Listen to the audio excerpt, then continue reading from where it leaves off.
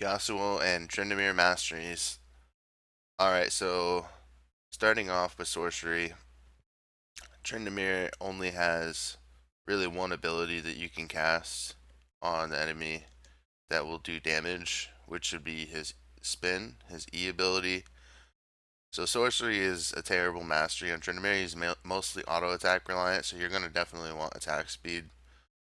And similarly for Yasuo, his Q cooldown is actually affected by attack speed, uh which makes sorcery not as good on him just because attack speed is important.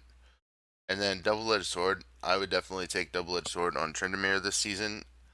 Part of his innate kit is that when he gets lower, when he gets lower HP and he has like fully stacked bloodlust, then he deals a lot of free crit damage, but more importantly, from the passive on his Q, he gets a lot of free attack damage. So double-edged sword is actually really good to scale up that extra damage. And going along with that, we're also going for merciless.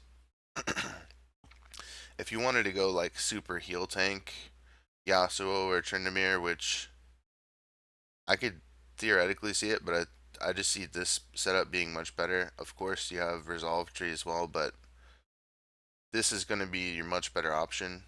And go for Vampirism, obviously. I think Bounty Hunter is the clear choice for Yasuo and Tryndamere, even if you could get 2.5% damage. Let's say you could get that most of the game.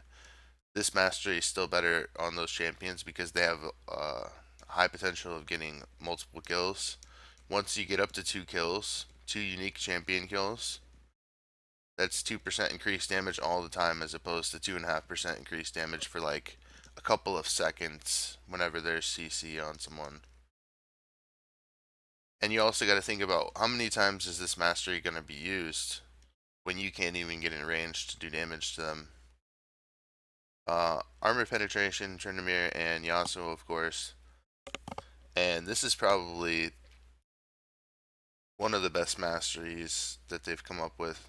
I'm actually really happy that this is in the game, Warlord's Bloodlust, because it makes a 2 item build of like Static Shiv and Infinity Edge be viable because you don't have to worry about having 0 lifesteal when your crits heal for 15%. And maybe you end up building some lifesteal anyway, but it'll just scale up your other lifesteal. Or if you decide to go more crit, you have that option now. So games are being decided earlier, and there's just like a lot more incentive to build 6 damage items if you should get to that point in the game. So I like the way the balance is going overall. And for Trin and Yasuo, they don't necessarily need the lane minion damage, but it's going to help. This will help you have lane control, but then also they're both capable of farming uh, either the enemy jungle or their own jungle. So that's good. Runic Affinity is really good. If you're not someone that's going to really need Secret Stash, then Runic Affinity is really valuable.